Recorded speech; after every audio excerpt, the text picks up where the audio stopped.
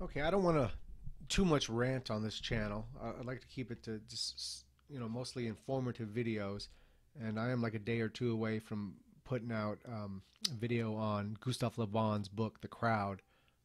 Very good book and very pertinent to what's going on today and speaking to people in crowds.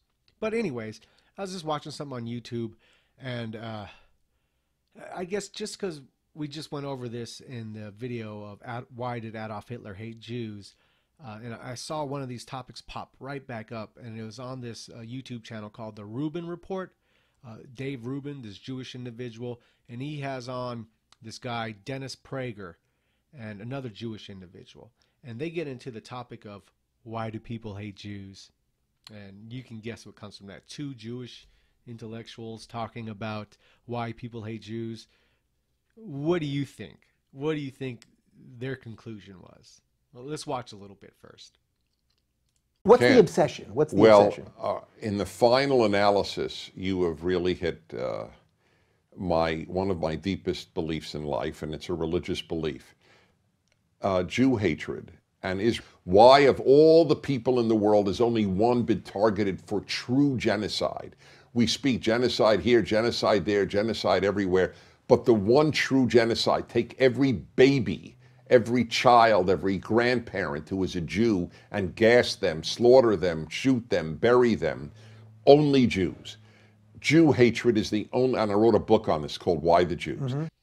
Oddly enough, about 10 years ago, I wrote an article as well entitled Why the Jews? And I'm willing to bet our conclusions are completely different, even though we had the same name of our works. But let's go on. First, while we're pausing this, what do you think he's going to say? What do you think he's going to say? Go on. Take a second. Let's take a guess. What do you think he's going to say, huh? Jew hatred is the only hatred that is exterminationalist. There is a desire to wipe out the Jews, and the desire to wipe out Israel is part of the desire to wipe out the Jews, and it is a reason that I believe in the truth ultimately of the biblical narrative, especially the first 5 books of the Torah, that when God chose the Jews, this chosenness led them to be the world's hated people because they ended up the conscience of the world. Ah, there we go. That's why, right? It's once again jealousy. Oh, that damn green-eyed monster always chasing down the Jews. Gentiles are jealous that the Jews are God's chosen. It never ceases to amaze me. I mean, it is still the same line after line. Listen, as an agnostic, learned anti-Semite, I can assure you, Mr. Prager, it is not because you think you're God's chosen. No, I don't give a good goddamn what your magic man in the sky chooses. Okay? It doesn't matter. That has nothing to do with it. And I can also assure you that has nothing to do with why the Jews have been persecuted for millennia now, thousands and thousands of years. That has nothing to do with it. And you have nothing but your Jewish ego, your inflated view of yourself and your people to back up your claim. That's a completely irrational claim. My anti-Semitism and the Gentiles' anti-Semitism is completely rational. Yes, that's the big difference. Two Jews, waxing poetic on why Gentiles hate Jews. Of course, you know what the conclusion to come to. Oh, we're just better than them, so they hate us. But in reality, maybe it would have something to do with your business practices throughout centuries of usury, of manipulation, of conning and lying. Maybe that could have something to do with it. I mean, we consider it's largely documented and wellly documented. Yeah. Names, sources, everything, times and eras. So we know your business practices were not in the sphere of Gentile ethics. Now, here's the thing. The Jewish ethics have become normality in modernity. So this is hard for people to understand. They think, oh yeah, no, everyone's a liar, everyone's a con man when they're trying to sell you something. No, believe it or not, it used to not be like that. Oh, well, crazy, right? Oh my God, honor used to exist. A man's word used to mean something. What foreign planet is this we're speaking about? What science fiction novel are we talking about? No, we're talking about reality.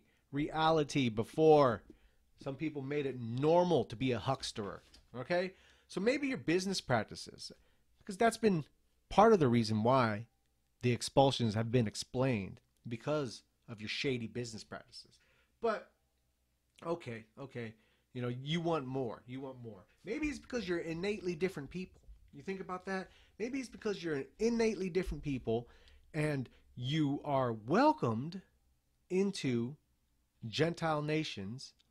And instead of respecting their cultures, respecting their traditions, and being appreciative of being allowed in when no one else would take you in, instead of that, you automatically seek to attack the traditions, to tear apart the culture, and to reconstruct or construct a culture that is more fitting to your strengths with your ways of life. So we end up with modernity, you know, and we don't even need to take my word for it. We have Jews who will tell you that they're innately different people and who will tell you that this is why the conflict happens. Why the conflict happens. Yes. Yes. I wish someone would have told poor Otto Weininger before he killed himself, oh, no. Just because you're Jewish doesn't mean anything. You could shed that like a shirt, your Judaism, your Jewishness, and just convert to another religion. Wish someone would have told him that before he killed himself, when he realized that he couldn't convince himself nor the world that he was no longer Jewish just because he called himself a Christian. No, because you're innately different people. Now, you know, he's speaking about, you know, he was referring to Nazis and the Holocaust and all this. Hitler didn't give a good goddamn if you were chosen. Hitler didn't even believe in your religion, first off. I mean, we'll get really down to it. But he detailed it. Look at all this detail. Point by point, which we've gone over in my video, Why Did Hitler Hate Jews? We go over point by point what he said. And lo and behold, there was not one damn thing about being chosen. Wonder why that is. There was a lot of stuff about the pornography, or in his time, the burlesque shows that the Jews monopolized in and dominated in. Come on.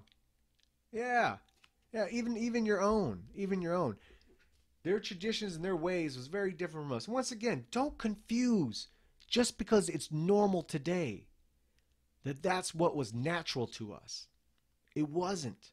It was only through gaining positions in media, in politics, and in finance that they're able to slowly manipulate and change the worldview of people. And of course, it's easy to feed on our lower instincts. Super easy to feed on our lower instincts. You throw, you know, pussy and food and drink in front of someone. I mean, hey, who's turning that down, right? Especially when nonstop your senses are getting hit with it everywhere you go, and every billboard, and every time you turn on the television, boom, boom, boom, boom, boom. Yeah, good luck fighting that off. Good luck. So we even have the people that, you know, accepted and liked Jews. Once again, there's this whole line of, oh, because we were chosen, they hated us.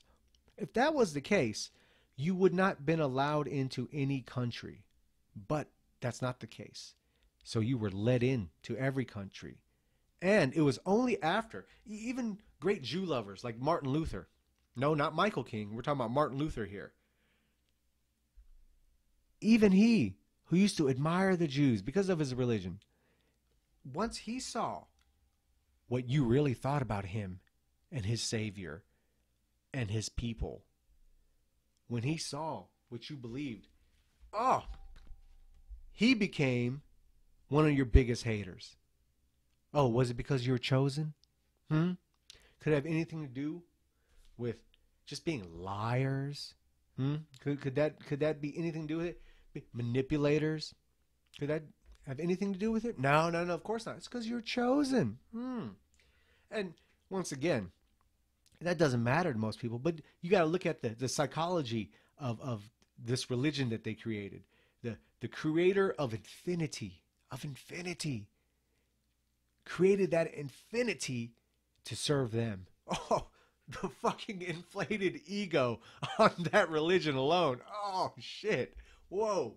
And, so once again, it's no surprise the Jews are never introspective in general, of course, because once again, I've shown you a couple that are, but in general, that they don't, that to them it's always, oh, they hate us because we're just so damn good and they hate us. Oh, these evil goyim, yeah, these evil Gentiles. The truth of the matter is, your behavior has been documented throughout history. Throughout history. Throughout history. And of course, it's easy to bullshit people because who's going to go through all of that? Who's going to go through all of that, damn it? Who's going to go through and that's just a drop in the bucket. Who's going to go through all of that to try to get to the real reasons of these things? I mean, even when Jews tell you, it's they get a hold of the power and they use the power to create a society more advantageous to them. Even when they tell you, it falls on deaf ears for some reason. But, even before you were known as Jews and God's chosen, even back when you're the Habiru people, even then, you still had a reputation of being a shit people. So what's your excuse then, right? You weren't even chosen at that time. It was before the creation of the identity of the Jew. And here's the thing, with your arrogance and your egotism and all that. Hilaire Belloc told us so long ago, he explained it, and this has not dawned on you, but he's explained it, is why the hostilities always happen and why there's always, it ends up in a violent, either expulsion or deaths and stuff, is because anytime we do try to have a conversation on this, you shut it down with name calling and suppression and ruining people because you can't have an adult conversation on it. Therefore, it always comes down to the hard fist. It's like that's the only thing you understand. So that's why it keeps happening to you over and over again. And guess what? It's going to happen again. I know you're as high on the horse now as you've ever been throughout history. So with your inflated ego and your high self-opinion of yourself, you think that's not a possibility. But it's right around the bend, my friend, from what I'm seeing. Because as nihilism, materialism, and capitalism dwindle, so will you. So will you. Because you are linked to all of that. And because you do not have an honest and rational conversation on it, it will have to be a violent explosion again. It'll have to be. That's your own doing. That's something the Jews have failed to realize as a people. Everything that has happened to them has been a reaction to their action. And that's what they refuse to admit and they refuse to acknowledge. Because, hey, it's never them. It's us dumb goy. Yeah, we're jealous. They're chosen. We're jealous. They're smart. They go on and on about their IQ. But they don't talk about their visuospatial IQ, do they? No, we stay quiet on that. Oh, no, yeah. We'll just speak about our verbal. Yeah, it's so high. But when it comes to creating and making, let's not talk about that. Yeah, there's a different story there. So this self-inflated ego gets you into this trouble over and over again.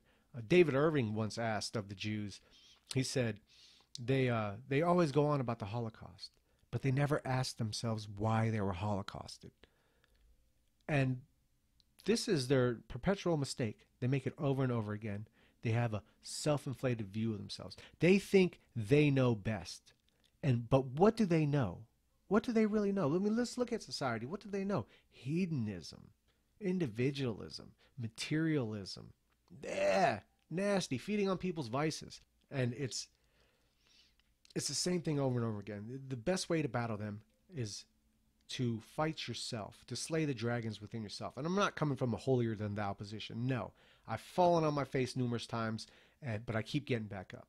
I try to slay each dragon one at a time. Sometimes those dragons reappear and we have to slay them again. But I take on that conscious battle against my lower self. And sometimes I win and sometimes I lose. But at least I acknowledge it and I seek to change it and fight it. And I am constantly, slowly but surely, striving upwards.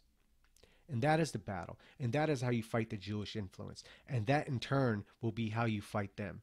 Because we see with, the Pepe frog culture and all this bullshit and the alt-right and all these clowns, one of their heads of trolling just got outed for not only sleeping with a Jew, but he's possibly even a Jew himself. So this guy was married to a Jew, making these horrendous podcasts about, more of these fake fascists. They take on the stereotype of what fascists are, and unfortunately, people think they're fascist.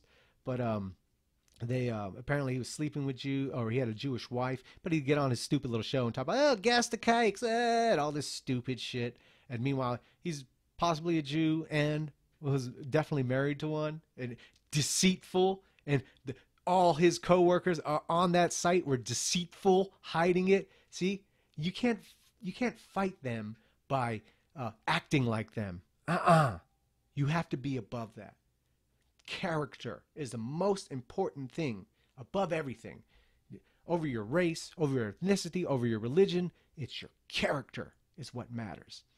But that's too hard, right? It's easy to just say horrendous shit about people online, hiding behind a frog, and proclaim, patting yourself on the back for doing that and calling that activism or something. That's easy. Hard thing to do is to battle yourself. That's the hard thing to do. But that's how you break these chains of modernity that are on you. And that's the first step.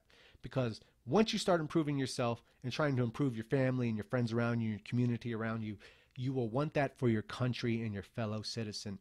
And they lose their power because that is not conducive to their strengths. That's conducive to our strengths. We come from a history where our virtues were laid out in things like honor, courage, sacrifice, steadfastness, honesty. These were our virtues that have been replaced today with self-gluttony, self-serving, feeding our lower instincts. YOLO, you only live once. You may only live once, but your DNA goes on and on and on and on. And what kind of world will you leave them in this Judified bullshit modernity we're stuck in now? Where everything's about a stupid piece of paper. What kind of world will you leave them? So the first fight is against yourself, fixing yourself. That's the only way to do it. And anyone speaking on the Jewish question that does not hammer that into your head is not doing you a service. Not doing you a service at all. So it's funny, you can make jokes about it, but that's not doing you a service. That's just making you like them. That's the mentality of, if we can't beat them, we might as well join them. We might as well go down to the gutter with them. It's only by getting in touch with who you really are is how you can change any of this. And to any Gentile in 2017 that still believes anti-Semitism is irrational, that still believes the expulsions and executions of the past happened because of petty jealousy, shame on you. There's too much out there to show you different. There's too much out there that'll show you exactly why. And it's justified. It is justified. It is a reaction to their horrendous, disrespectful action against us. We let them in, we showed them mercy, and they put the fucking knife in our back. And that is modernity to you in a nutshell. And if you can't see that, you better start looking harder, because that is the reality of the situation. You need to get these muddlers out. You need to get these eternal middlemen out of the picture if we want any kind of relations amongst the fellow Gentiles of all kind of diverse backgrounds. Anything, any kind of semblance of unity and strength in a better society, the middlemen need to be addressed and removed. All right, so I'm sorry to get all ranty on you, and I do promise you within a couple days I'll have a video out on Gustave Le Bon's book, The Crowd. But I just saw this, and it infuriates me just because we just went over it. I guess it's still in me, and the passion boils over. I'm tired of seeing it, and I wish it wasn't so, but this is going to be a major factor in changing the ills of modernity. I wish it was. I wish it was easier than that. I wish we didn't have to, bring up certain peoples, but there's just no way around it. There's no way around it, and it's I guess we'll go back to the Bible by By their fruits ye shall know them. Right? And that's the truth of the case.